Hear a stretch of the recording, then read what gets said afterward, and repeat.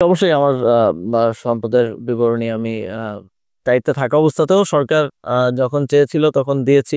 আমার ৩ নাম্বারটাই হয়েছে গত বছর দায়িত্ব গ্রহণ করার পরে। এর পূর্বে তো আমি স্টুডেন্ট ছিলাম। এবং তার উপরে ট্যাক্স রিটার্ন জমা দিয়ে সরকারকেও একটা হিসাব দেব এবং পাবলিকলিও সম্পদের হিসাব বিবরণী দিয়ে যাব। আপনি যখন দায়িত্বে থাকেন অনেক সময় আমরা শুনতে পাই সিদ্ধান্ত নেবার ক্ষেত্রে ওয়ান ম্যান শো একটা একটা রীতি অবলম্বন করা হয়। ব্যাপারটা কতখানি সত্যি, আর যদি সত্যি হয় সেক্ষেত্রে আপনি কিভাবে এই বিষয়টাকে ব্যাখ্যা করবেন? যখন বাস্তবায়ন করার জন্য আমরা মাঠে নামি তখন আসলে বাংলাদেশে যে রাজনৈতিক সিস্টেম তার মধ্যে কঠোর না হলে আপনি আসলে কোনো কিছু বাস্তবায়ন করতে পারবেন না। সংস্কার তো শুধু কাগজে কলমে লিখে দিয়ে সংস্কার হয় না, সেটা প্রকৃত অর্থে আসলে বাস্তবায়নের মাধ্যমে মাঠে বাস্তবায়নের মাধ্যমেই আসলে হয়। যেখানে আমরা পরিবর্তন করতে যাই সেখানেই হয়তো সুবিধাভোগীরা আছেন, তো তাদের তো এটা স্বার্থে আঘাত লাগে অনেকে, সেক্ষেত্রে তারা একটা বিরোধিতা করেন বা তারা একটা প্রতিরোধ গড়ে তোলার চেষ্টা করেন। সেক্ষেত্রে কঠোর না হলে আসলে বাস্তবায়ন করা সম্ভব হয় না। তো সিদ্ধান্ত নেওয়ার ক্ষেত্রে প্রপারলি আমরা স্টেক হোল্ডারদের সাথে কথা বলি, সবার সাথে কথা বলে সঠিক সিদ্ধান্ত নেওয়ার চেষ্টা করি।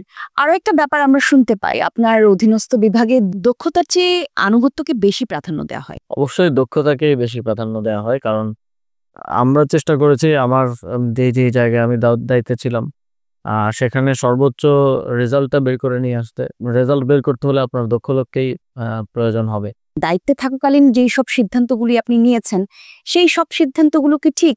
নিজের সমালোচনা যদি করতে চান এমন কোনো সিদ্ধান্তের কথা কি মনে পড়ে যেটা আসলে হয়তো সঠিক সিদ্ধান্ত হয়নি বা পরে মনে হয়েছে যে সিদ্ধান্তটা এভাবে না নিলেও হতো? সব সিদ্ধান্ত তো আসলে ঠিক হওয়া সম্ভব না। আমরা দিন শেষে সবাই মানুষ।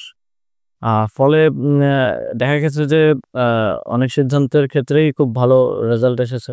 আবার অনেক সিদ্ধান্তের ক্ষেত্রেই পরে গিয়ে আসলে আমরা আকাঙ্ক্ষিত আম আ রেজাল্ট পাইনি।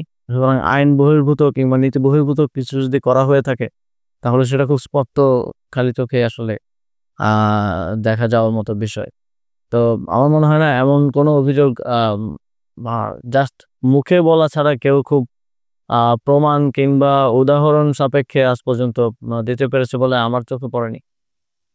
২৪-এর পর দেশে এক ধরনের পরিবর্তন এলো। একটা লম্বা সময় মানুষ কথা বলতে পারেনি, রাজনীতি করতে পারেনি, মানুষ নিজেদের অধিকার নিয়ে সোচ্চার হতে পারেনি, নানা রকম বৈষম্যের শিকার হয়েছে। সেই জায়গা থেকেই তো আসলে গণঅভ্যুত্থান। আর তারপরেও আমরা দেখেছি যে গণঅভ্যুত্থানের পর থেকে এখনো পর্যন্ত পুরো দেশেই নানা রকম আন্দোলন লেগেই আছে। তো এখনকার আন্দোলনগুলোর প্যাটার্ন যদি আমি দেখি যে খুব বেশি পলিসি ভিত্তিক কিংবা দেশের সবার জন্য আন্দোলনটা হচ্ছে বা কোনো একটা অংশের জন্য আন্দোলনটা হচ্ছে এমন না আসলে।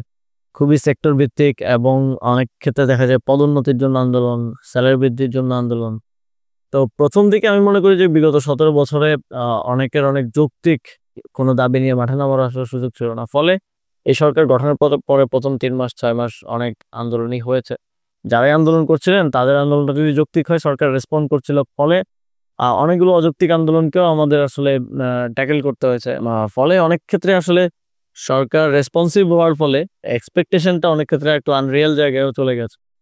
এই সরকারের সময় আই থিংক বাংলাদেশের ইতিহাসে রেকর্ড সংখ্যক মুভমেন্ট হয়েছে। স্বরাষ্ট্র মন্ত্রণালয় একটা তালিকা করেছে ইতিমধ্যে, এটা ১০০০-এর কাছাকাছি।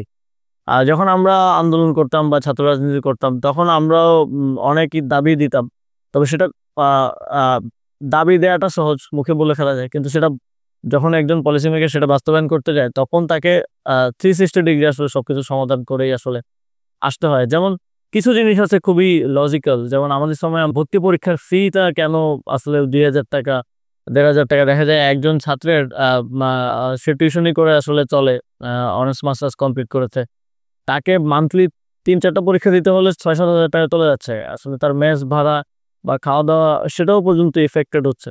আমি জনপ্রশাসন মন্ত্রণালয় সহ সংশ্লিষ্ট সবার সাথে ফলো আপ রেখে চেষ্টা করেছি এবং ওনারাও আমাকে সহযোগিতা করেছেন। আমরা ৳৫০ থেকে ৳২০০ র মধ্যে এই আবেদন ফিটা নিয়ে আসতে পেরেছি। ফলে আগে যেখানে ৳২,০০০ দিতে হতো সেখানে এখন ৳২০০ দিয়ে একজন আবেদন করতে পারছে। ফলে একজন চাকরি প্রার্থীকে আসলে চিন্তা করতে হচ্ছে না যে আমি আবেদনটা করব কিনা, করলে তো আমার ৳২,০০০ এর মধ্যে ঢুকে যাবে।